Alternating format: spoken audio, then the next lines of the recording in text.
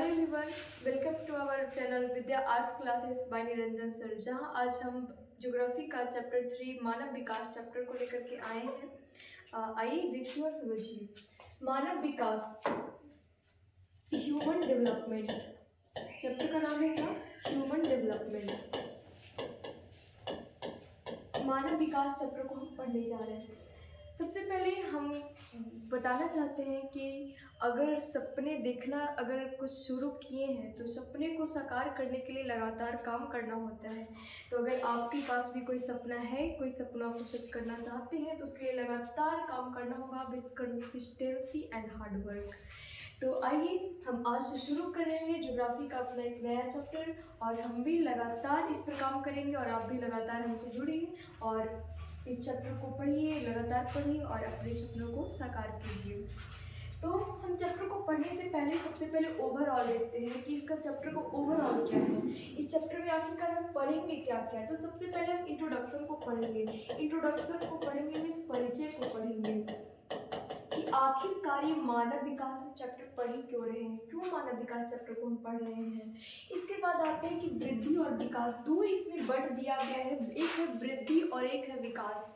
क्या है वृद्धि, क्या है विकास, क्या वृद्धि और विकास एक ही है या वृद्धि और विकास अलग अलग है, तो इस संदर्भ में हम पढ़ेंगे। इसके बाद आता है कि मानव विकास के 4 स्तंभ। इस चैप्टर में आपको बताई जाएगी कि मानव विकास का स्तंभ है, कितने स्तंभ है? 4 स्तंभ है, और वो 4 स्तंभ के बारे में हम पढ़ेंगे। स्तंभ में क्या है भाई? तो स्तंभ को बोला जाता है पिलर। क्या कहते हैं स्तंभ को? पिलर कहते हैं। कौन से वो 4 पिलर हैं जिसके बारे में हम पढ़ेंगे।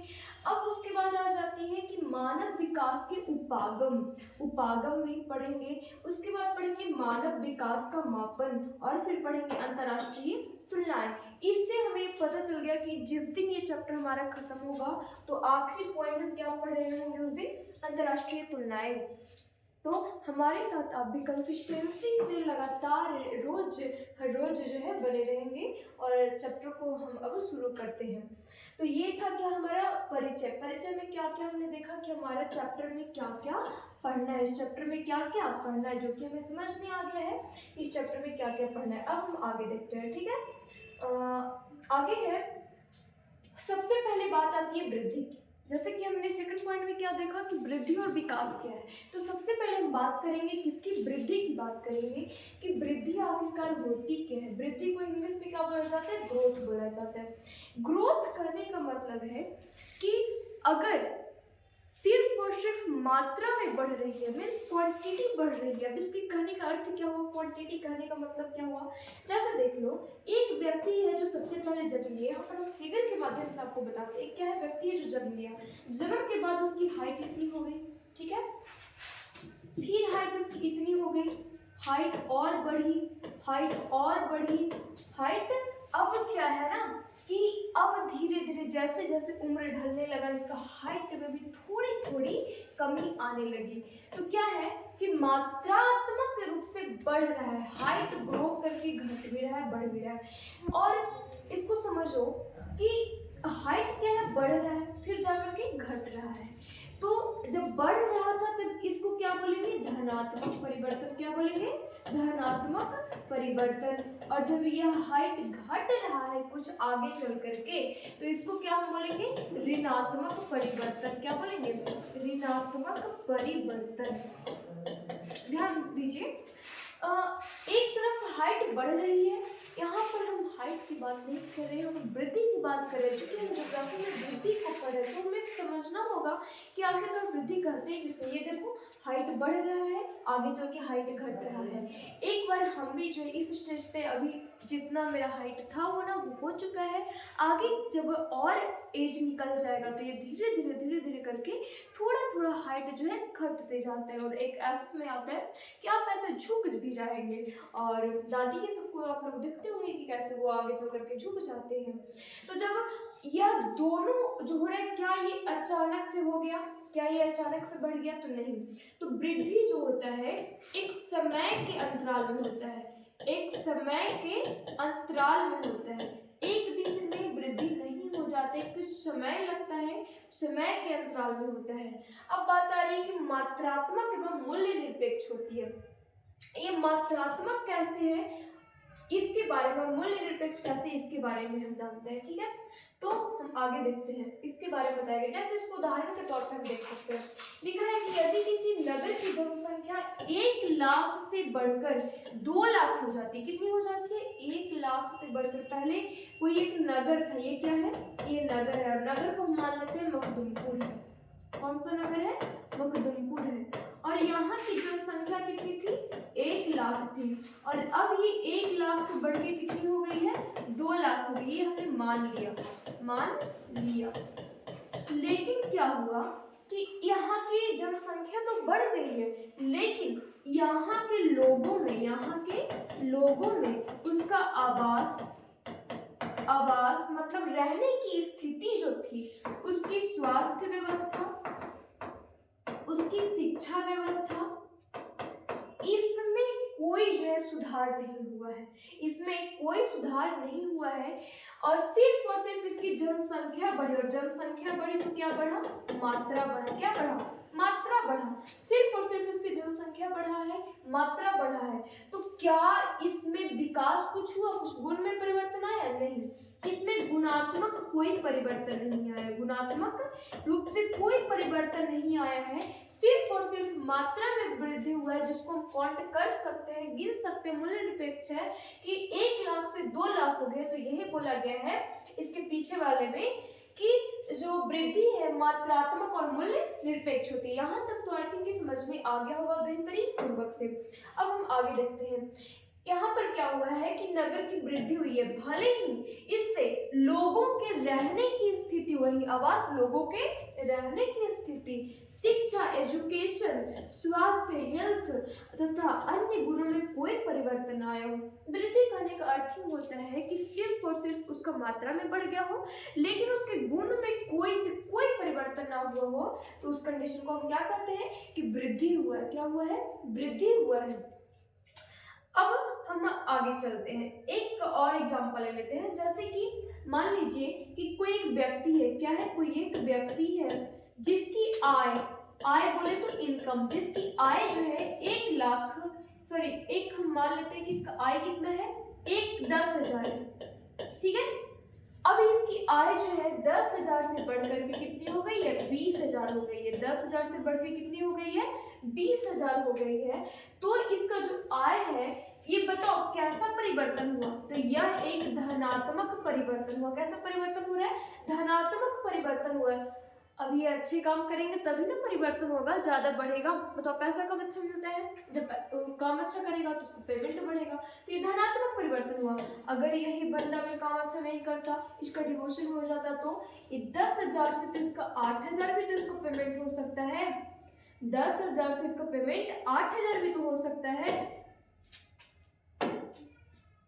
इसका पेमेंट 10,000 से लेकर के 8,000 भी हो सकता है। कितना हो सकता है?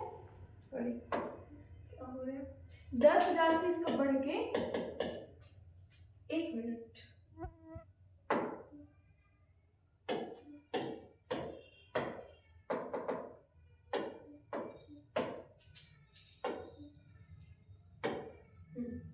उसका पेमेंट जो है 10,000 से 8,000 अगर हो जाता है, तो उस कंडीशन में हम उसको क्या बोलेंगे?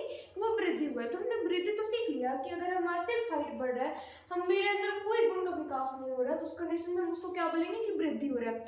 ठीक है भैया, हमें समझ में आ गया कि वृद्धि क्या है। अब हम समझते हैं कि विकास क्या है। वृद्धि तो हमें समझ में आ गया, अब विकास क्या है? हमें तो लग रहा है कि वृद्धि और विकास एक ही है। क्या एक ही है? यही तो ट्विस्ट है इस चैप्टर में कि वृद्धि अलग है और विकास अलग है, बस थोड़ा सा अंतर है। विकास भी एक प्रकार का वृद्धि है। विकास भी एक प्रकार का क्या है? वृद्धि ही है। लेकिन कैसा वृद्धि है? वृद्धि तो होना ही है, लेकिन उसके साथ ही साथ गुण में भी परिवर्तन होगा। किसमें परिवर्तन होगा? गुण में भी परिवर्तन होगा। तो उस कंडीशन को, वैसे वृद्धि को हम क्या बोलेंगे? विकास बोलेंगे। जैसे कि ये बाबू है, और ये बाबू जो है, इसका हाइट पहले इतना था, इतना हो गया, इसका हाइट और बढ़ा, और हाइट बढ़ने के साथ ही साथ इसको में जो है उसके अंदर गुण का भी विकास हो गया। जैसे वृद्धि, अगर सिर्फ और सिर्फ एक बंदा इसमें हाइट में वृद्धि हो रही थी, लेकिन ना इसका अच्छा स्वास्थ्य होता, ना रहने की व्यवस्था होती अच्छी, ना इसके अंदर कोई शिक्षा होता, तो सिर्फ और सिर्फ ये क्या कहलाता उस कंडीशन में यह जो है वृद्धि कहलाएगा।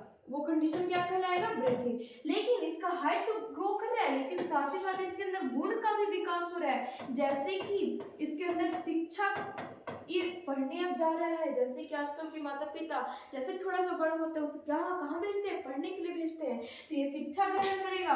अगर स्वास्थ्य अच्छा नहीं है तो उसको स्वास्थ्य पे ध्यान दिया जाएगा, एक अच्छा सा घर होगा जहाँ वो सुखी से रह सके, और तब उस कंडीशन को हम बोलेंगे कि ये क्या हो रहा है? ये विकास कर रहा है, और इसकी अवस्था को हम इसका नाम देंगे विकास। इस क्या परिवर्तन हो रहा है समय के साथ?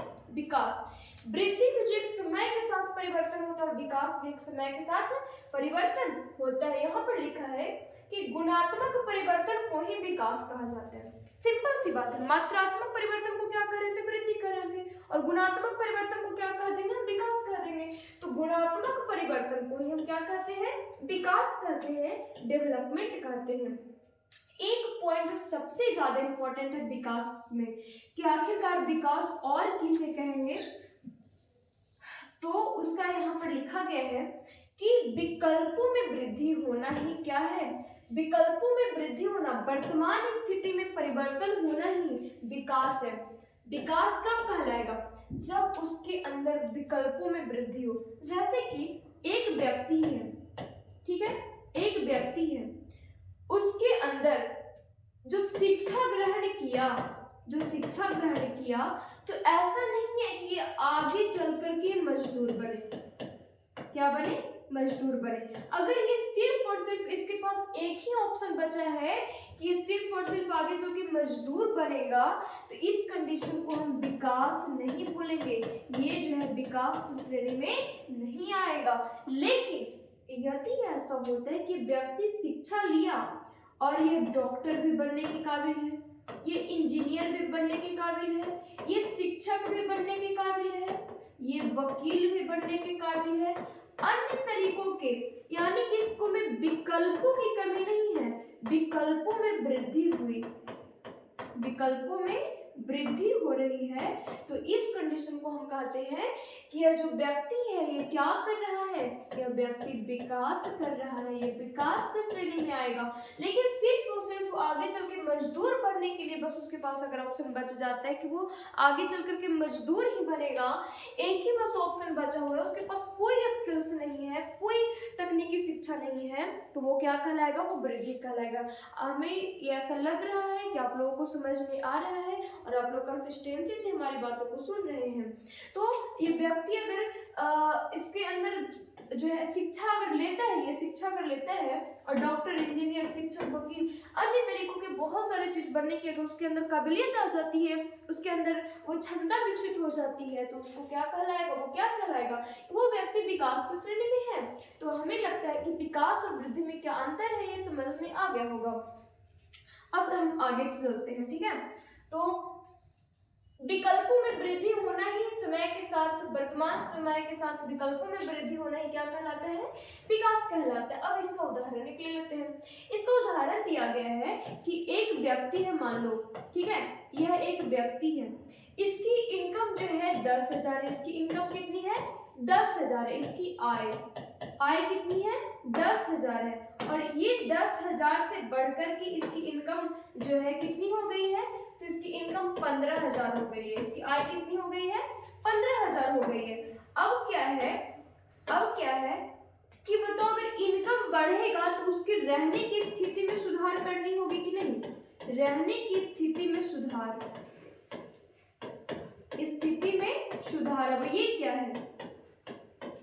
जैसे कि अगर इनकम स्रोत में अगर वृद्धि होती है, अगर इनकम में वृद्धि होती है, तो वो क्या करते हैं? लोग अक्सर क्या चाहते हैं कि हमारे यहाँ जो हमारे बच्चे हैं उनकी शिक्षा व्यवस्था और अच्छी कर दी जाए, और उनके स्वास्थ्य पे बेहतर ध्यान दिया जाए, उनके रहने की स्थिति एक अच्छा मकान हो, और उनके अंदर जो है स्किल्स का डेवलपमेंट करवाया जाए। यानी कि कुल मिलाकर कहा जाए कि अगर आय अच्छी होती है तब उसको जो है उनके फैमिली जो है सोचते हैं कि कैसे हम और अच्छी तरीके से, एक सुसज्जित तरीके से हम रहें।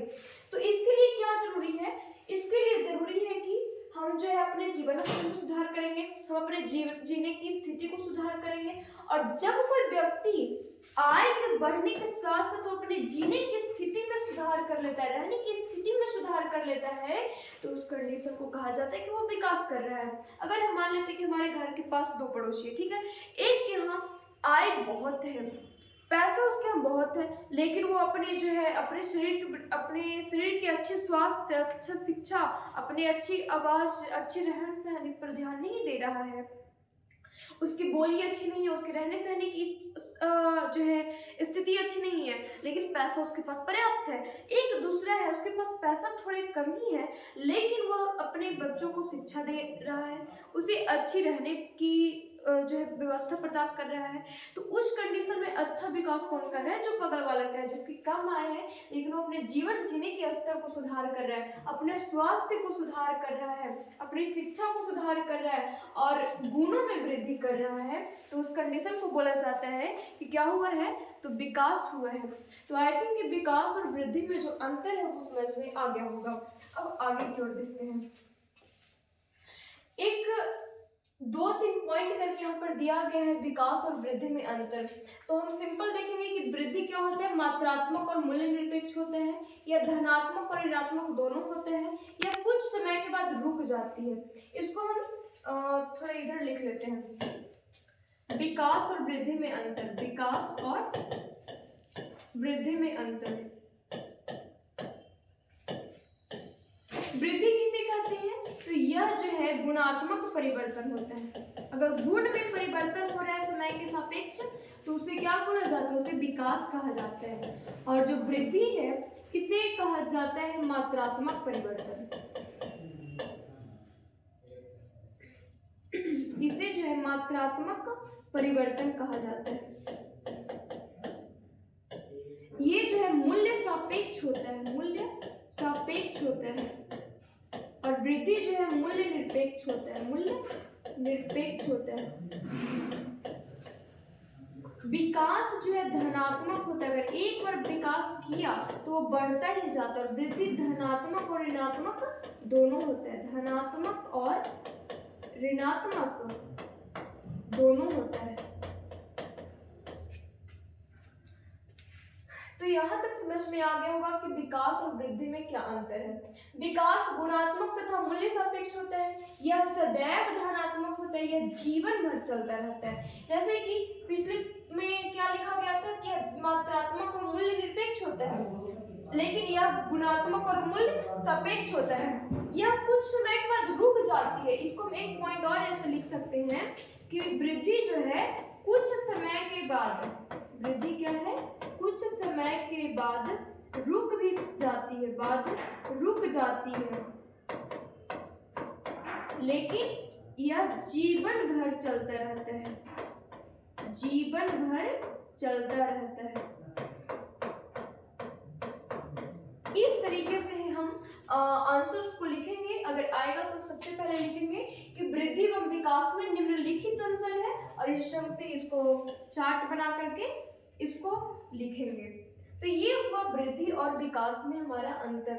जिस तरह से ये ग्रोथ कर रहा है, ये डेवलपमेंट कर रहा है। ग्रोथ देखो इसमें क्या कहने की कोशिश कर रहा है कि वृद्धि कर रहा है तो सिर्फ मात्रा इसमें बढ़ता जा रहा है, बढ़ता जा रहा है, लेकिन जब विकास कर रहा है तो उसको अलग अलग सोचने समझने की क्षमता बढ़ रही है, विकल्पों में वृद्धि हो रही है। तो ये क्या दर्शा रहा है? डेवलपमेंट को दर्शा रहा है। और ये क्या दर्शा रहा है? ये ग्रोथ को दर्शा रहा है। सिर्फ इसके साइज में वृद्धि हो रही है, मात्रा में वृद्धि हो रही है। अब हम आगे देखते हैं, आगे में इसका क्या है, इसके आगे की तरफ चलते हैं। अब विकास की अवधारणाएं हैं। आखिरकार विकास कहते किसको है? विकास कहा किसे जाता है? तो हम भी इस तरीके से सोच रहे होंगे कि आखिरकार ये है क्या। सोचते हैं कि विकास की क्या अवधारणाएं हैं, क्या मानसिकता है विकास को लेकर के, क्या सोच है विकास को लेकर के। तो अनेक दशकों तक विकास का मापन आर्थिक वृद्धि के संदर्भ में किया जाता था। इसका आशय यह है कि जिस देश की अर्थव्यवस्था जितनी अधिक होती थी उसे उतना ही अधिक विकसित माना जाता था। इस मापन की सबसे बड़ी कमी यह थी कि किसी देश की बढ़ती अर्थव्यवस्था का उस देश में निवासी अधिकांश लोगों के जीवन स्तर में सुधार से कोई संबंध नहीं था। अब हम इसको समझाने का प्रयास करते हैं। क्या लिखा गया है, जैसे कि ये बात है 1990 के दशक के पहले की, 1990 के दशक के पहले, 1990 के दशक के पहले की ये बात है। कहा जाता था कि जिस देश की जो आय है जितनी अधिक होती थी उस देश का विकास उतना ही ज्यादा माना जाता था। अब ये पॉसिबल कैसे है, जैसे कि एक हम देश मान लेते हैं अमेरिका। अमेरिका एक देश है जहाँ की आय अधिक है, आय क्या है वहाँ की अधिक है। तो क्या वहाँ, और अमेरिका जो देश है वो विकसित भी देश कहलाता है। कैसा देश कहलाता है, विकसित देश कहलाता है। तो क्या अमेरिका में गरीब लोग नहीं रहते हैं, क्या अमेरिका में लोग फुटपाथ पे नहीं रहते हैं, रहते हैं, वहाँ के लोग भी रहते हैं। लेकिन क्यों, चूंकि ये तो देश विकसित कहलाया है, यहाँ तो सभी लोगों का विकास हो जाना चाहिए, सभी लोगों का जीवन स्तर में सुधार हो जाना चाहिए, लेकिन ये पॉसिबल नहीं है। क्यों, क्योंकि अमेरिका के 20% लोग, या कह सकते हैं कि ज्यादा से ज्यादा ले लो तो 50 से 60% लोग मिलकर के पूरा अमेरिका की इकोनॉमी जितनी बड़ी है उसका जिम्मेदार सिर्फ 50 से 60% लोग हैं। बाकी लोग कम योगदान है, लेकिन इनका योगदान ज्यादा है। जैसे कि एक हम अपने ही देश का मान लेते हैं, भारत देश का मान लेते हैं, ठीक है। भारत देश में कुछ ही 10 से 20% लोग ही हैं जिनका इकोनॉमी में 80 से 90% योगदान है, और बाकी जो 80% लोग हैं उनका 10% योगदान है। यानी ये 10 से 20% लोग, टाटा बिरला अंबानी जो है, ये कुल मिलाकर के देश को चलाने के लिए अगर बात की जाए 15 दिन तक ये निःशुल्क भोजन करवा सकते हैं, इतनी इनमें कैपेसिटी है, इतने इनके पास इनकम है, आय है। तो भारत की इकोनॉमी में योगदान ये 10 से 20% लोग हैं। और अगर भारत विकसित बन भी जाता है, आगे चल करके विकसित देश कहलाता भी है, तो कुछ लोगों के देश में निवासी अधिकांश लोगों के जीवन स्तर में सुधार से कोई संबंध नहीं है। विकसित होता भी है तो जो टाटा बिरला है उनका विकास होगा, जो लोग फुटपाथ पे हैं, रोड पे गलियों पे है, भीख मांग रहे हैं, उनके जीवन स्तर से कोई लेना देना नहीं होता, उनके जीवन स्तर वैसा को वैसा ही होता है। तो किसी देश का अगर देश विकसित है तो ये नहीं कहा जा सकता कि अगर अमेरिका देश विकसित है तो वहाँ के 100 में 100% लोग का जीवन स्तर सही है, ऐसा कदापि नहीं है, और ना ही ऐसा भारत में भी है। तो विकास की अवधारणा ये कहना गलत होगा सिर्फ कि जिस देश की आय अधिक है वहाँ के लोगों को 100% लोगों के जीवन स्तर में सुधार हो चुकी है, ये कहना उचित नहीं होगा। लेकिन ये कब की बात है, तो 1990 के दशक के पहले की बात है। आप लोग इससे कनेक्ट कर पा रहे होंगे कि 1990 के दशक के पहले ये ऐसा मिथ था, ऐसा अवधारणा दिया गया था, ऐसा माना जाता था। लेकिन ऐसा क्या था 1990 के पहले, और ऐसा क्या हो गया 1990 के बाद? कुछ तो हुआ होगा 1990 के बाद, तभी यहाँ पर लिखा गया 1990 के पहले। तो यहाँ पर एक क्रांति हो गई 1990 ईस्वी में। अब वो क्रांति लाने वाले कौन थे? तो ये जो आपको चेहरा दिख रहा है, ये चेहरा है महबूब उल हक, जो कि पाकिस्तान के एक बहुत बड़े इकोनॉमिस्ट थे, पाकिस्तानी इकोनॉमिस्ट थे, जो मानव विकास की अवधारणाएं का वर्णन किए। तो डॉक्टर महबूब उल हक द्वारा मानव विकास का वर्णन, पहले क्या माना जा रहा था कि जिस देश की आय जितनी अधिक है वो देश उतना ही विकसित कहलाता है। ठीक है, वो जो है देश विकास करेगा, लेकिन उससे ये संबंध रखना उचित नहीं है कि जिस देश की आय अगर अधिक है तो वहाँ के 100 में 100% लोगों के जीवन स्तर में सुधार होता है, कुछ लोगों के जीवन स्तर में कोई प्रभाव नहीं पड़ता है। लेकिन डॉक्टर महबूब उल हक रियल जो एक मानव विकास के अपने अनुसार वर्णन किए, इन्हीं के साथ एक और थे डॉक्टर अमर्त्य सेन, डॉक्टर अमर्त्य सेन, ये और डॉक्टर महबूब उल हक दोनों एक घनिष्ठ मित्र थे और पाकिस्तानी अर्थशास्त्री थे। इन्होंने अपना मतदान दिया किसके बारे में? मानव विकास के संदर्भ में। अब ये क्या कहें? मानव विकास का अभिप्राय ऐसे विकास से है जो लोगों के विकल्पों में वृद्धि करता हो और उनके जीवन में सुधार लाता हो।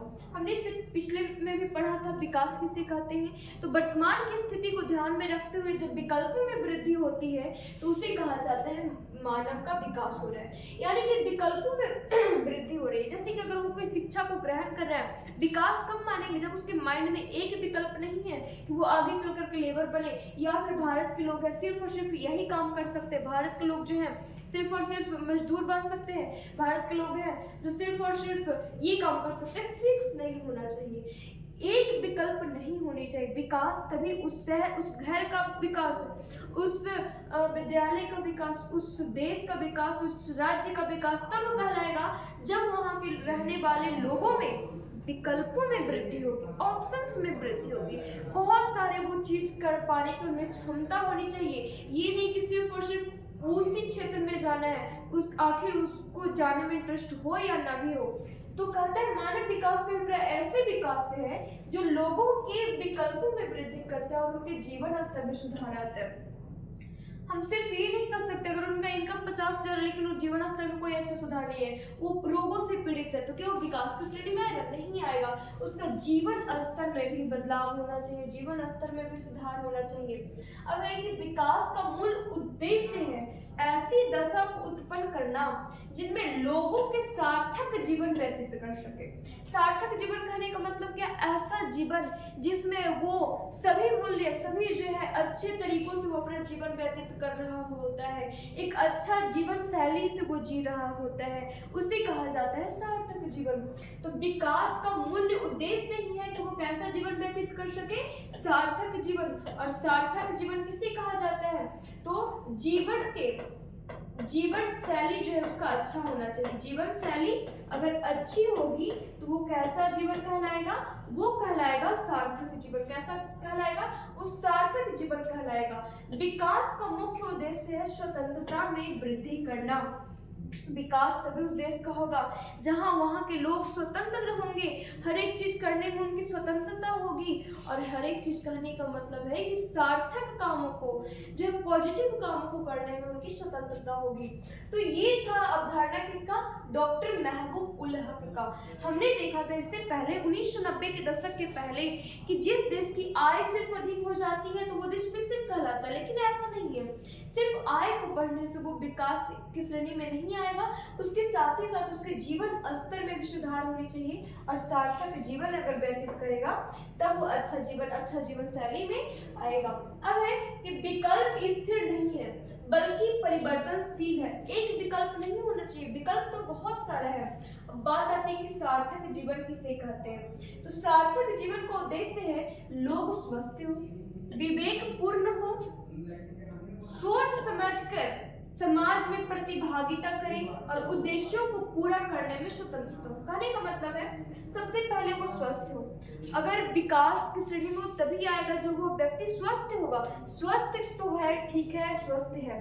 विवेक पूर्वक उसके पास माइंड भी होनी चाहिए, सोचने समझने की भी क्षमता होनी चाहिए, और साथ ही साथ उसके पास सोचने समझने की भी क्षमता है, स्वस्थ भी है, लेकिन समाज में प्रतिभागिता नहीं है, समाज में उठने बैठने की क्षमता नहीं है, समाज में कैसे रहा जाता है वो पता नहीं है, तो वो सार्थक जीवन नहीं कहलाएगा। अगर वो सिर्फ घर में दुबक करके बैठा हुआ है तो क्या सार्थक जीवन कहलाएगा? नहीं कहलाएगा।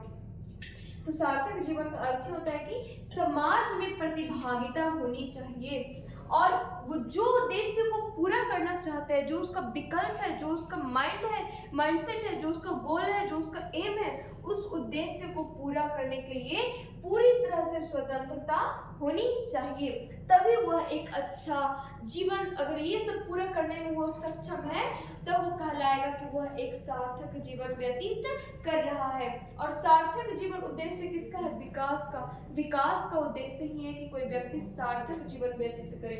इसके बाद है कि महबूब उल हक ने 1990 ईस्वी में मानव विकास सूचकांक HDZ निर्मित किया था। यहाँ पे गलत लिख दिया गया है, HDI होगा, HDI होगा। इसका जो मानव विकास सूचकांक को बोला जाता है ह्यूमन डेवलपमेंट इंडेक्स, HDI। मानव विकास सूचकांक को प्रतिपादन करने वाले महबूब उल हक कब प्रतिपादन की? 1990 ईस्वी में। यहाँ तक हो गया, ठीक है। अब आगे चलते हैं। अब जो है इनके अनुसार विकास का केंद्र कौन है? मनुष्य है। अब बात आती है कि विकास करना किसे है? इस ब्रह्मांड में जो बुद्धिजीवी है वो कौन है? मानव है। तो यहाँ विकास किसका होगा? तो विकास करने के लिए उसका जो मुख्य केंद्र है वो मनुष्य है, यानी कि विकास होगा किसका? तो मनुष्य का विकास होगा। तो संसाधनों तक पहुंच होनी चाहिए। विकास का केंद्र कौन है? मनुष्य है। और मनुष्य विकास कैसे करेगा? हाउ? मनुष्य विकास कैसे करेगा? हम प्रश्न लगाते हैं कि आखिरकार ठीक है, मनुष्य विकास करेगा कैसे? उसके पास क्या क्या होनी चाहिए जिसके द्वारा वो विकास कर सकता है? तो विकास करने के लिए संसाधनों तक पहले पहुंच होनी चाहिए, यानी कि जो आवश्यक संसाधन है उसके पास उपलब्ध होने चाहिए। उसका स्वास्थ्य अच्छा होना चाहिए, एवं लिखा हुआ है, एवं शिक्षा होनी चाहिए। और ये जो है मानव विकास का केंद्र है। पहले विकास का केंद्र कौन है? यानी कि विकास करना किसको है? तो मनुष्य को करना है, मानव को करना है। अभी विकास करने के लिए जरूरी क्या क्या है? तो जरूरी है संसाधनों तक पहुंच, उसका स्वास्थ्य अच्छा होनी चाहिए, उसकी शिक्षा प्राप्त होनी चाहिए, और ये है मानव विकास का केंद्र। तो मानव विकास का कुल मिलाकर के देखा जाए तो मानव विकास का कुल कितने केंद्र है? तो मानव विकास का 3 केंद्र कौन कौन? संसाधनों तक पहुंच, स्वास्थ्य, शिक्षा, मानव विकास का क्या है? केंद्र है। अब केंद्र तक हो गया। अब क्या है कि मानव विकास का स्तंभ। ये क्या है? मानव विकास का स्तंभ। मानव विकास का स्तंभ पहला है सशक्तिकरण, दूसरा है समता, तीसरा है उत्पादकता, और चौथा है सतत पोषणीयता। ये क्या है? मानव विकास का स्तंभ है। क्या है? मानव विकास का स्तंभ है। अगर कोई घर बनाना हो, अगर कोई घर बनाना हो तो घर बनाने के लिए अहम क्या होती है? उसकी पिलर। क्या? पिलर सबसे महत्वपूर्ण होता है। जिस घर की पिलर स्ट्रांग होती है तो वो घर उतना ही ऊंचा तक जाता है, उतना ही स्ट्रांग बनता है। उसी प्रकार से मानव विकास तभी पॉसिबल है जब ये स्तंभ अगर मजबूत होंगे। यानी कि मानव विकास के कितने स्तंभ हैं? 4 स्तंभ है। पहला क्या है? सशक्तिकरण। पहला क्या है? सशक्तिकरण, एम्पावरमेंट। दूसरा क्या है? समता। दूसरा क्या है? समता है। उसके बाद क्या है? उत्पादकता, और फिर सतत पोषणीयता। यानी कि ये 4 स्तंभों पर, ये 4 स्तंभों को अगर मजबूत कर दिया जाए तो मानव विकास बहुत ही इजीली हो जाएगा। मानव विकास हो जाएगा। यानी कि विकास करने के लिए जरूरी क्या है? 4 स्तंभ जरूरी है, जिसमें से अर्थात मानव विकास के 4 स्तंभ है जिनका वर्णन नीचे किया जा रहा है। जिसमें से सबसे पहला क्या है? समता। और समता का इंग्लिश क्या होता है? इक्वलिटी। समता कहते हैं किसको है?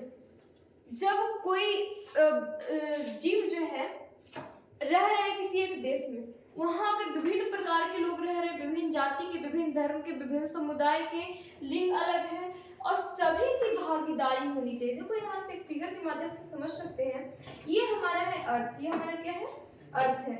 और इस अर्थ पे सभी जाति के, सभी धर्म के लोग बहुत ही अगर प्रेम से रह रहे हैं, सभी जाति के लोग, सभी धर्म के लोग अगर रह रहे हैं,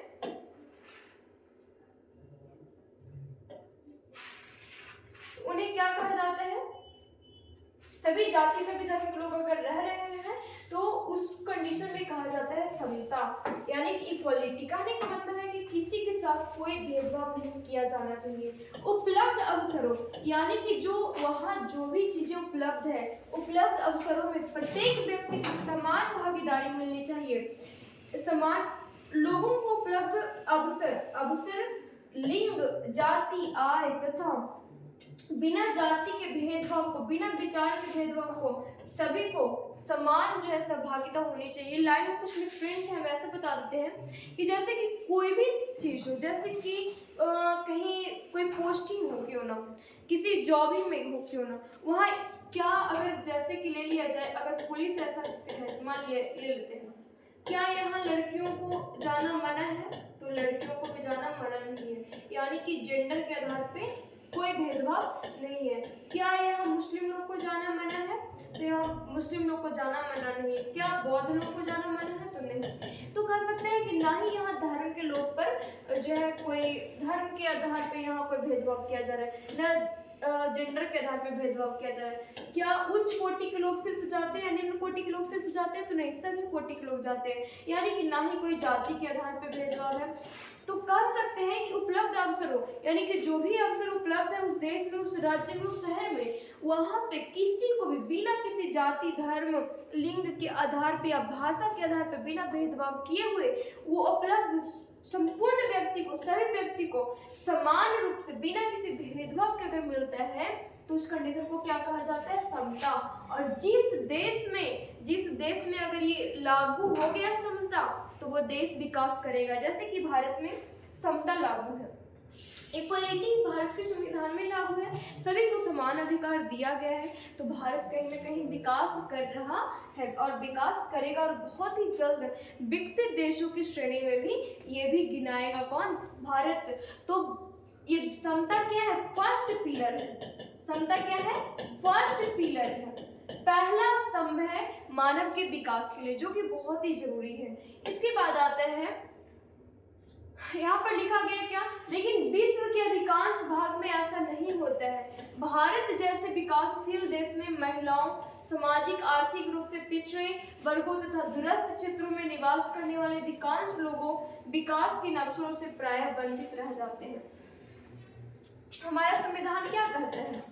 हमारा संविधान में जो है समता शब्द को लागू कर दिया गया है, समता शब्द को लागू कर दिया गया है, लेकिन अभी भी कहीं ना कहीं महिलाओं को किसी ऐसे बोला जाता है जैसे कि महिलाओं को, पुलिस एक क्षेत्र है, एक जॉब है जहां आज भी लोग हैं जो बोलते हैं कि इसमें महिलाओं को जो जाना उचित नहीं है, वहां जाने के लिए नहीं बोला जाता है। तो कहीं ना कहीं उपलब्ध अवसरों पे जाने से रोका जा रहा है। ऐसे तो यहाँ भी लड़कियां जो है इस अवसर का फायदा उठा रही है, यहाँ भी वो है, लेकिन बहुत सारे मामले में ऐसा भी देखने को मिलता है कि उन्हें इस मौके को जो है इसका लाभ नहीं लेने दिया जाता है।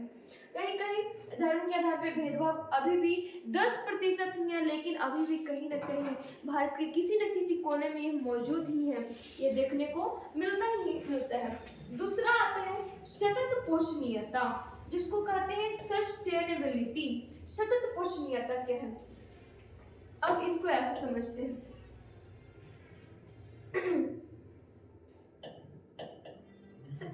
जैसे कि मान लो एक घर है जहां जमीन है 1 एकड़, तो क्या हमारे जो पुश्तैनी लोग हुए, हमारे जो पुश्तैनी लोग हैं, जो हमारे दादा परदादा हुए, क्या वो 1 एकड़ की जमीन को आगे बचा करके नहीं रखे? क्या ये पूरे को पूरे बेच दिए? नहीं, वो चाहते थे कि पूरा का पूरा बेचा ना जाए, बल्कि बंटवारा किया जाता था और बेचा कम जाता था, ना के बराबर बेचा जाता था। क्यों? क्योंकि हमारे आने वाली पीढ़ी है, उनको भी ये जमीन उपलब्ध हो सके। तो वो क्या सोचे, आने वाली पीढ़ी को बोला जाता है भावी पीढ़ी। आने वाली पीढ़ी को ध्यान में रखते हुए इसको बेचा नहीं गया। अब देखो, 1 मिनट,